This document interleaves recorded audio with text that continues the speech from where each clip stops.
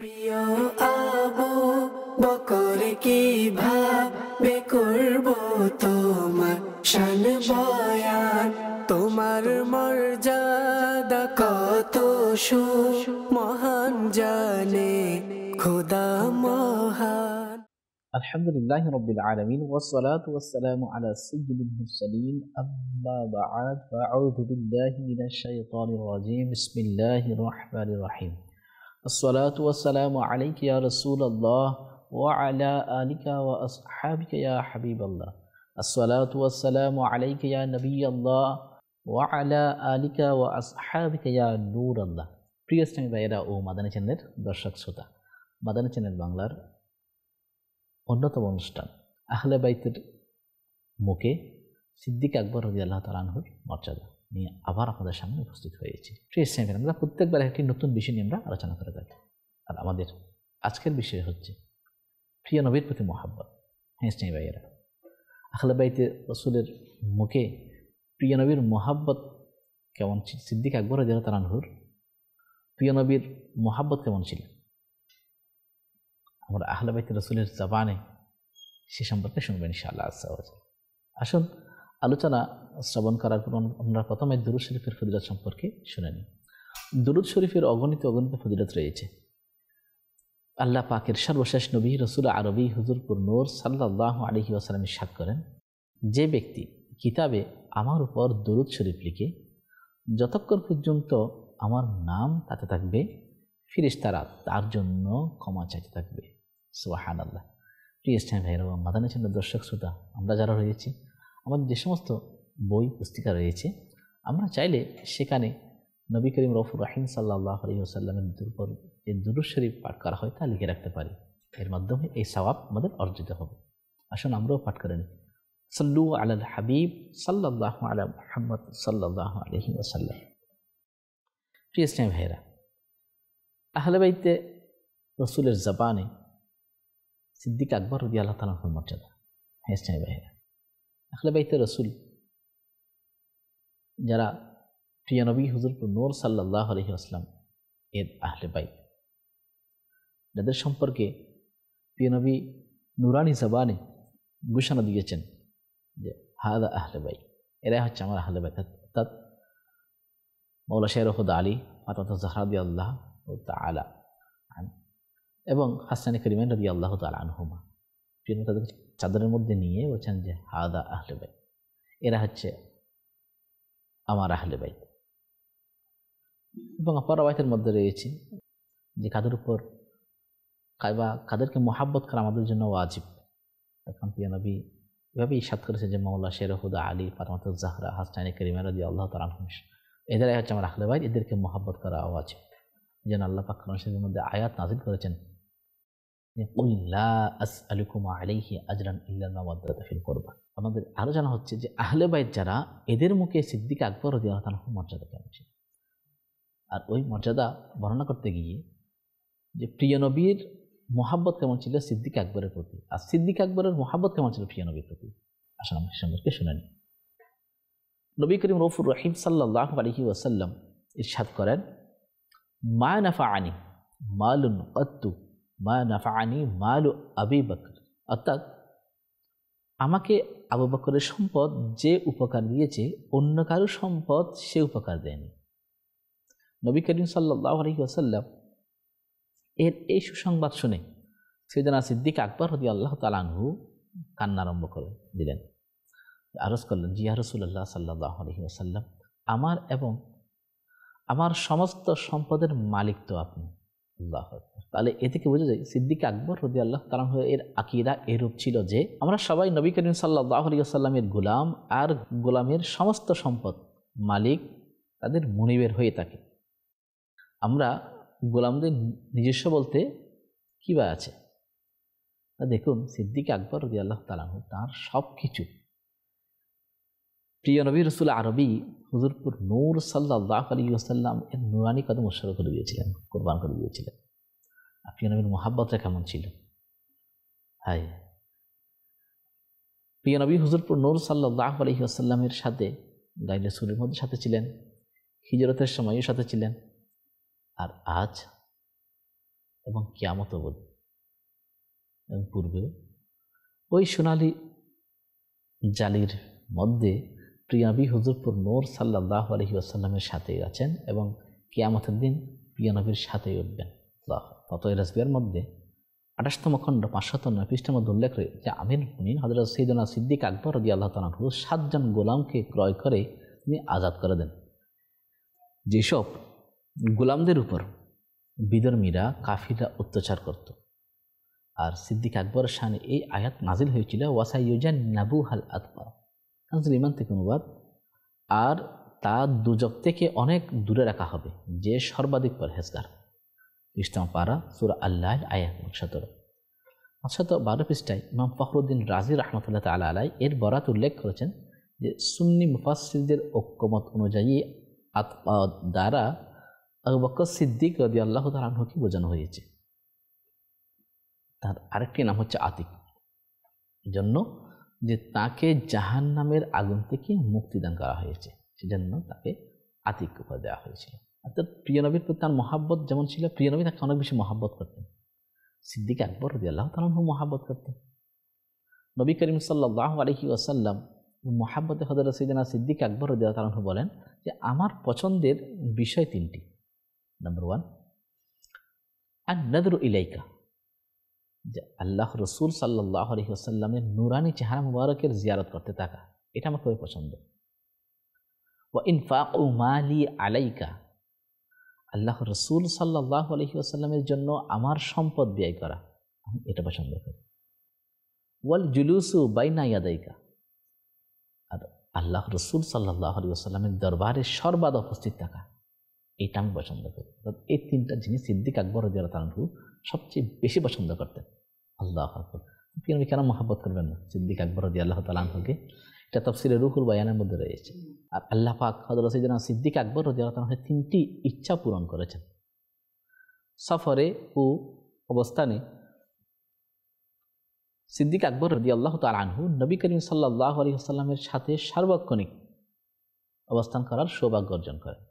এমনকি সওর গুহায় একাকিত্ব তিনি ব্যতীত অন্য কেউ রসুল সাল্লাল্লাহু আলাইহি ওয়াসাল্লামের জিয়ারত করার সৌভাগ্য লাভ করতে পারেননি। 2 নম্বর, অনুরূপভাবে সম্পদ কুরবান করার সৌভাগ্য তিনি অর্জন করেন, যে নিজের সমস্ত সম্পদ নবী করিম সাল্লাল্লাহু আলাইহি ওয়াসাল্লামের দরবারে পেশ করেন। 3 নম্বর,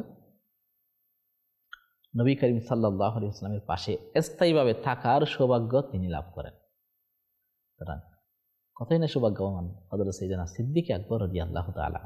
প্রিয় নবী হুজুরপুর নূর সাল্লাল্লাহু আলাইহি ওয়াসাল্লাম এর মুহাব্বত সিদ্দিক আকবর রাদিয়াল্লাহু তাআলা অনেক বেশি ছিল, এবং আলা হযরত ইমাম আহলে সুন্নাত ইমাম আহমদ রাজা খান ফজল ইবনে নবী রাহমাতুল্লাহ তাআলা আলাইহি ফতোয়া রাসবিয়া 8ম খণ্ড 610 পৃষ্ঠায় সে হাদিসগুলো একত্রিত করেছেন। যেভাবে হাদিস পাকের মধ্যে বর্ণিত রয়েছে যে হিবরুল উম্মাহ অর্থাৎ উম্মতের অনেক বড় আলেম হযরত সাইয়েদনা আব্দুল্লাহ ইবনে আব্বাস রাদিয়াল্লাহু তাআলা আনহু থেকে বর্ণিত যে আল্লাহ পাকের সর্বশেষ নবী রাসূল আরবী হুজুরপুর নূর সাল্লাল্লাহু আলাইহি ওয়াসাল্লাম এবং তার সাহাবায়ে কিরামগণ একটি পুকুরে তশরিফ নিয়ে এলেন। নবী করিম সাল্লাল্লাহু আলাইহি ওয়াসাল্লাম ইরশাদ করলেন, প্রত্যেকে নিজ নিজ বন্ধুর দিকে সাঁতার দাও। সবাই তাই করলেন, কেবল আল্লাহ পাকের রসুল সাল্লাল্লাহু আলাইহি ওয়াসাল্লাম ও সিদ্দিক আকবর রাদিয়াল্লাহু তাআলা আনহু বাকি রইলেন। প্রিয় নবী হুজুরপুর নূর সাল্লাল্লাহু আলাইহি ওয়াসাল্লাম সাঁতার কেটে হযরত সাইয়েদনা সিদ্দিক আকবর রাদিয়াল্লাহু তাআলা আনহুর দিকে তশরিফ নিয়ে গেলেন এবং তাকে গলার সাথে জড়িয়ে নিয়ে বললেন, আমি যদি কাউকে খলিল বানাতাম, বন্ধু বানাতাম, তাহলে আবু বকরকে বানাতাম, অথচ সে আমার সাথী। আল্লাহু আকবার। দেখুন, প্রিয় নবী হুজুরপুর নূর সাল্লাল্লাহু আলাইহি ওয়াসাল্লাম কাউকে বন্ধু বানান নাই, সিদ্দিক আকবর রাদিয়াল্লাহু সাথী বানিয়েছেন। যদি অনুমতি থাকতো তাহলে নবী করিম সাল্লাল্লাহু আলাইহি ওয়াসাল্লাম সিদ্দিক আকবর রাদিয়াল্লাহু তাআলা আনহুকে বন্ধু বানাতেন। দেখুন কেমন মর্যাদা সম্পন্ন হযরত সাইয়েদনা সিদ্দিক আকবর রাদিয়াল্লাহু তাআলা আনহু, কেমন শান ও মান সিদ্দিক আকবর রাদিয়াল্লাহু তাআলা আনহু। হ্যাঁ ভাই, সিদ্দিক আকবর রাদিয়াল্লাহু তাআলার শান এইটাই। আর আহলে বাইতে রাসূল হযরত সাইয়েদনা আলীর মুর্তদা শের খুদা আলী কাররামাল্লাহু তাআলা ওয়াজহুল করিম, তার জবানে সিদ্দিক আকবরের শান শুনুন কেমন ছিল, তিনি কেমন মহাব্বত করতেন। হযরত সাইয়েদনা আব্দুল্লাহ ইবনে আব্বাস রাদিয়াল্লাহু তাআলা আনহু বর্ণনা করেন, যে আমি নবী করিম সাল্লাল্লাহু আলাইহি ওয়াসাল্লামকে আমির মুমিনিন হযরত সাইয়েদনা আলী আল মুরতদা রাদিয়াল্লাহু তাআলার সাথে দণ্ডায়মান দেখতে পেলাম। ঈদ বৎসরে হযরত সাইয়েদনা আবু বকর সিদ্দিক রাদিয়াল্লাহু তাআলা তশরিফ নিয়ে আসলেন, আর নবী করিম সাল্লাল্লাহু আলাইহি ওয়াসাল্লাম তার সাথে মুসাফা করলেন আর গলা মিলালেন এবং তাকে তার মুখে চুমু দিলেন। মৌলা শেরে হুদা আলী রাদিয়াল্লাহু তাআলা আনহু আরজ করলেন যে ইয়া রাসূলুল্লাহ সাল্লাল্লাহু আলাইহি ওয়াসাল্লাম, আপনি কি আবু বকর সিদ্দিক রাদিয়াল্লাহু তাআলা আনহুর মুখে চুমু দিচ্ছেন? তখন নবী করিম সাল্লাল্লাহু আলাইহি ওয়াসাল্লাম ইরশাদ করেন, হে আবুল হাসান রাদিয়াল্লাহু তাআলা, আমার আল্লাহ পাকের নিকট আমার মর্যাদা যেমন, আবু বকর রাদিয়াল্লাহু তাআলা আনহুর মর্যাদা আমার নিকট ঠিক তেমন। আল্লাহু আকবার। ফতোয়া রাজবিয়া ৮ম খণ্ড ৬১০ এবং ১১ পৃষ্ঠা। দেখুন আহলে বাইতে রসুল কেমনভাবে সিদ্দিক আকবরের বর্ণনা করছেন যে ইয়া রাসূলুল্লাহ, আপনি চুমু দিচ্ছেন সিদ্দিক আকবর রাদিয়াল্লাহু তাআলা আনহুকে। আপনি ইরশাদ করলেন যে আল্লাহ পাকের নিকট আমার মর্যাদা যেমন, ঠিক তেমনিভাবে সিদ্দিক আকবরের মর্যাদা আমার নিকট তেমন। দেখুন সিদ্দিক আকবরের মকাম কেমন, যিনি আফদালুন নাস বাদাল আম্বিয়া, যিনি সর্বশ্রেষ্ঠ মানব নবীগণ আলাইহিমুস সালামের পরে, তার মর্যাদাটাই এমন। আর প্রিয় নবীর নুরানি জবান যাকে চুমু দিচ্ছেন, কেমন শান হবে সিদ্দিক আকবরের, যে নবুয়তের জবানে যাকে চুমু দিচ্ছেন তিনিও কেমন। আল্লাহু আকবার। সুতরাং আমরা শুনলাম প্রিয় নবী হুজুরপুর নূর সাল্লাল্লাহু আলাইহি ওয়াসাল্লাম সিদ্দিক আকবর রাদিয়াল্লাহু তাআলা কেমন মহব্বত করতেন। হ্যাঁ আহলে বাইতে রসুল তারা যেমন সম্মানিত, আর তারাই সিদ্দিক আকবর রাদিয়াল্লাহু তাআলা শানিভাবে বর্ণনা করে যাচ্ছে। এই জন্য আমার আকা আলা হযরত রাহমাতুল্লাহি তাআলা আলাই ফতোয়া রাসবিয়ার মধ্যে এভাবে উল্লেখ করেছেন যে আউলিয়া কিরামগণ রাহিমাহুমুল্লাহু তাআলা বলেন, এই নিখিল সৃষ্টি জগতে নবী করিম সাল্লাল্লাহু আলাইহি ওয়াসাল্লাম এর মতো পীর নেই, আর আবু বকর সিদ্দিক রাদিয়াল্লাহু তাআলা আনহু এর মতো কোনো মুরিদ নেই। আল্লাহু আকবার। যোগ্য পীরের যোগ্য মুরিদ। হ্যাঁ সিদ্দিক আকবরের শানও কেমন, আমার নবীর শানও কেমন, যিনি বেমেসাল। বেমেসাল নবীর মুরিদেও বেমেসাল, আর সিদ্দিক আকবর মুরিদ হিসেবে বেমেসাল, আর আমার নবী সিদ্দিক আকবরের পীর হিসাবেও বেমেসাল। আল্লাহু আকবার। আর ইমামুল আম্বিয়া হিসাবেও তো বেমেসাল, এতে কোনো সন্দেহ নেই। হ্যাঁ এই জন্যই তো নবী করিম সাল্লাল্লাহু আলাইহি ওয়াসাল্লাম সিদ্দিক আকবর রাদিয়াল্লাহু তাআলা কেমন মহাব্বত করতেন। বুখারী এবং মুসলিম শরীফের মধ্যে বর্ণিত রয়েছে, হযরত সাইয়েদনা আবু মুসা আশআরী রাদিয়াল্লাহু তাআলা থেকে বর্ণিত, নবী করিম সাল্লাল্লাহু আলাইহি ওয়াসাল্লাম যখন অসুস্থ হয়ে পড়েন, যখন তার রোগ যখন বৃদ্ধি পায়, তখন তিনি সাইয়েদনা আবু বকর সিদ্দিক রাদিয়াল্লাহু তাআলা আনহুকে নামাজ পড়ানোর জন্য বললেন। হযরত সাইয়েদনা আয়েশা সিদ্দিকা রাদিয়াল্লাহু তাআলা আনহা আরজ করেন যে ইয়া রাসূলুল্লাহ সাল্লাল্লাহু আলাইহি ওয়াসাল্লাম, তিনি একজন কোমল হৃদয়ের লোক, আপনার স্থানে দাঁড়িয়ে তিনি নামাজ পড়াতে পারবেন না। তখন নবী করিম সাল্লাল্লাহু আলাইহি ওয়াসাল্লাম ইরশাদ করলেন যে আবু বকরকে নামাজ পড়ানোর জন্য আদেশ দাও। আয়েশা সিদ্দিকা রাদিয়াল্লাহু তাআলা আনহা তিনি আবার আরজ করেন যে ইয়া রাসূলুল্লাহ সাল্লাল্লাহু আলাইহি ওয়াসাল্লাম, তিনি কোমল হৃদয়ের লোক, কারণ তিনি আপনার স্থানে দাঁড়িয়ে নামাজ পড়াতে পারবেন না। নবী করিম সাল্লাল্লাহু আলাইহি ওয়াসাল্লাম আবার জোরপূর্বক একই আদেশ দিলেন। অতএব আবু বকর সিদ্দিক রাদিয়াল্লাহু তাআলা আনহু নবী পাকের জীবদ্দশায় হায়াতে জিন্দেগিতে জাহিরি হায়াতে নামাজ পড়িয়ে দেন। এই হাদিস শরীফটি মুতাওয়াতির, আয়েশা সিদ্দিকা রাদিয়াল্লাহু তাআলা আনহা, ইবনে মাসউদ, ইবনে আব্বাস, ইবনে ওমর, আব্দুল্লাহ ইবনে জামাআ, আবু সাঈদ, আলী ইবনে আবু তালিব, হাফসা আলাইহিমুর রিদওয়ানগণ প্রমুখ তারা বর্ণনা করেছেন। এবং এটা থেকে এই মাদানী ফুলটা পেতে পারি, সেটা হচ্ছে যে আবু বকর সিদ্দিক রাদিয়াল্লাহু তাআলা আনহু আমার নবীর পরে খিলাফতের দায়িত্বে তিনি সমাসীন হবেন। এটাই অধিকতর যুক্তিযুক্ত এবং এটাই ছিল ইশারা। কারণ আমার নবীর পরে যোগ্য কোনো ব্যক্তি তখন ছিল না, অনেক রকম ছিল, কিন্তু আমার নবীর স্থলাভিষিক্ত ওই সময় ওই স্থানটা পূর্ণ করার জন্য সিদ্দিক আকবর রাদিয়াল্লাহু তাআলা ছিলেন সবচেয়ে বেশি উপযুক্ত। সিদ্দিক আকবরের মতো উপযুক্ত ছিলেন। সিদ্দিক আকবর তো সিদ্দিক আকবর, এই জন্য ওই দিক ইশারা করে নবী করিম সাল্লাল্লাহু আলাইহি ওয়াসাল্লাম তাকেই নামাজ পড়ানোর জন্য মনোনীত করেছিলেন। আর প্রিয় নবী হুজুর নূর সাল্লাল্লাহু আলাইহি ওয়াসাল্লাম এর জাহেরি হায়াত থেকে পর্দা করার পর সিদ্দিক আকবর রাদিয়াল্লাহু তাআলা আনহু প্রিয় নবীর বিভোর হয়ে গিয়েছিলেন। আর ওই সময় অনেকেই ছিল, কিন্তু সিদ্দিক আকবরের মতো উপযুক্ত কেউ ছিলেন না। তখন সিদ্দিক আকবর রাদিয়াল্লাহু তাআলা আনহুকে খিলাফতের দায়িত্বে সমাসীন করা হয়। আরিফ বিল্লাহ হযরত আল্লামা ইমাম আব্দুর রহমান জামি রাহমাতুল্লাহ তাআলা আলাইহি এর প্রসিদ্ধ কিতাব শাওয়াহিদুন নবুওয়া, প্রথম খলিফা হযরত সাইয়েদনা সিদ্দিক আকবর রাদিয়াল্লাহু তাআলা আনহুর জীবনের শেষের দিনগুলির একটি দিন মধ্যে এই ঈমান উদ্দীপক স্বপ্ন এভাবে তিনি বর্ণনা করেন যে তার কিছু অংশ উল্লেখ করা হচ্ছে যে হযরত সাইয়েদনা সিদ্দিক আকবর রাদিয়াল্লাহু তাআলা আনহু বলেন, আমি একবার রাতের শেষ অংশে স্বপ্নে নবী করিম সাল্লাল্লাহু আলাইহি ওয়াসাল্লাম এর দিদার লাভ করলাম। নবী করিম সাল্লাল্লাহু আলাইহি ওয়াসাল্লাম সুন্দর শরীর মুবারকে দুইটি সাদা কাপড় পরিধান করেছিলেন। আমি সেই কাপড়গুলোর উভয় পার্শ্ব মিলাতে লাগলাম। কাপড় দুখানি হঠাৎ সবুজ হতে ও চমকাতে আরম্ভ করল। সেগুলোর উজ্জ্বল ও তেজস্বী আলো চোখের দৃষ্টিশক্তি কেড়ে নেওয়ার মতো ছিল।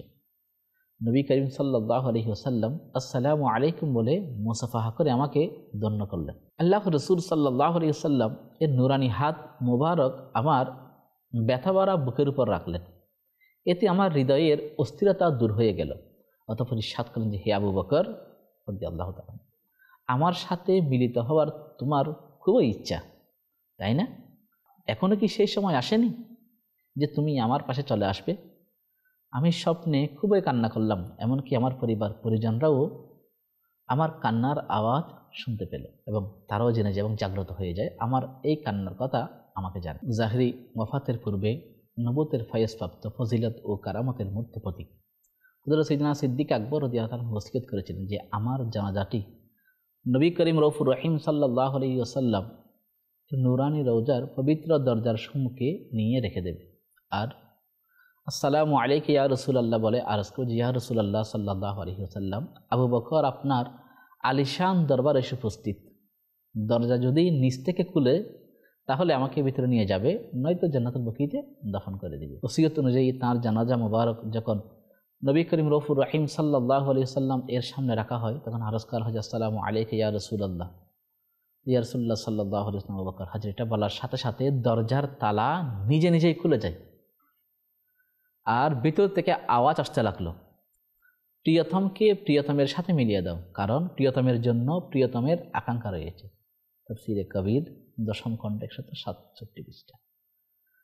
প্রিয় ইসলামী ভাইয়ের ও মাদানী চ্যানেলের দর্শক শ্রোতা, আমরা শুনলাম যে প্রিয় নবী রসুল আরবি হুজুরপুর নূর সাল্লাল্লাহু আলাইহি ওয়াসাল্লাম কেমন মোহাব্বত করতেন সিদ্দিক আকবরকে, আর সিদ্দিক আকবর কেমন মোহাব্বত করতেন আমার নবীকে। সিদ্দিক আকবরের আকীদা এটাও ছিল, আমার ইন্তেকালের পর যখন আমার নবীর দরবার যখন নিয়ে যাবে, আমার নবীর দরবার থেকে এরকম সুসংবাদ আসবে, যেটা আমরা শুনলাম যে প্রিয়তমকে প্রিয়তমের সাথে মিলিয়ে দাও। আর প্রিয় নবী সেই হায়াতুন নবী, জিন্দা নবী রসুল আরবি হুজুরপুর নূর সাল্লাল্লাহু আলাইহি ওয়াসাল্লামের নূরানি রওজা থেকে সুসংবাদ আসলো, তখন উপস্থিত যারা তারা সবাই শুনল এবং সিদ্দিক আকবর রাদিয়াল্লাহু তাআলা আনহুকে সেই নূরানি সবুজ জালির মধ্যে আমার নবীর পাশেই তাকে দাফন করা হয়। আজও তিনি আরামে শুয়ে আছেন এবং কাল জান্নাতে আমার নবীর সাথেই থাকবেন এবং কিয়ামতের ময়দানে আমার নবীর সাথেই উঠবেন। আল্লাহু আকবার। প্রিয় স্নেহ ভাইয়েরা, এখান থেকে আমাদের আকীদা যে সিদ্দিক আকবরের যে আকীদা, আমাদেরও সেই আকীদা। সিদ্দিক আকবরের আকীদা এটাই, নিশ্চয় আল্লাহ পাকের নবীগণ আলাইহিমুস সালামের শরীর মুবারককে নষ্ট করা জমিনের জন্য হারাম করে দিয়েছেন, সুতরাং আল্লাহর নবীগণ জীবিত, তাদেরকে রিজিক দেওয়া হয়। এবং অপর হাদিসের মধ্যে রয়েছে, আল আম্বিয়াউ আহইয়াউন ফি কুবুরিহিম ইউসাল্লুন, নবীগণ জীবিত আর তারা তাদের মাজারগুলোতে নামাজ আদায় করেন। মুসনাদ আবি ইয়ালা 3য় খণ্ড। তাহলে এ থেকে বোঝা যায় যে সিদ্দিক আকবর রাদিয়াল্লাহু তাআলা বিশ্বাস এটা ছিল যে আমার নবী হায়াতুন নবী। আর হাদিস মুবারাকার মধ্যে রয়েছে ইবনে মাজাহ, আমরা শুনলাম ইবনে মাজাহ হাদিস এবং মুসনাদ আবি ইয়ালা যে হাদিস আমরা শুনলাম দুটি, এর মধ্যে স্পষ্ট বর্ণনা করা হয়েছে সমস্ত আমাদের নবী নয়, সমস্ত নবীগণ জীবিত আছেন। এবং বুখারী শরীফের মধ্যে বর্ণিত রয়েছে সাধারণ যারা মৃত ব্যক্তি যারা রয়েছে, এরা কবর থেকে জীবিত মানুষ হেঁটে যায়, তাদের পায়ের আওয়াজ পর্যন্ত তারা শুনে। আল্লাহু আকবার। তো সাধারণ মুসলমানের যদি এমন ক্ষমতা হয়, তা আমাদের প্রিয় নবীর ক্ষমতা কেমন হবে? এই জন্য সিদ্দিক আকবর রাদিয়াল্লাহু তাআলা আকীদাটা ছিল যে আমার নবী অবশ্যই হায়াতুন নবী, তিনি অবশ্যই সংবাদ দিবেন। আর সাহাবায়ে কেরামরা সেটা মেনে নিয়েছেন এবং সেরকমই হয়েছিল। হ্যাঁ স্নেহেরা, দেখতে দেখতে শুনতে আমরা আমাদের অনুষ্ঠানের শেষ পর্যায়ে চলে এসেছি। আবার নতুন কোনো বিষয় আমরা আপনাদের সাথে উপস্থিত হব। সে পর্যন্ত আপনারা ভালো থাকুন, সুস্থ মাদানী চ্যানেল বাংলা দেখতে থাকুন। সাল্লু আলাল হাবিব সাল্লাল্লাহু আলা মুহাম্মদ সাল্লাল্লাহু আলাইহি ওয়াসাল্লাম। প্রিয় আবু বকর কিভাবে করব তোমার শান বয়ান, তোমার মর্যাদা কত মহান জানে খোদা।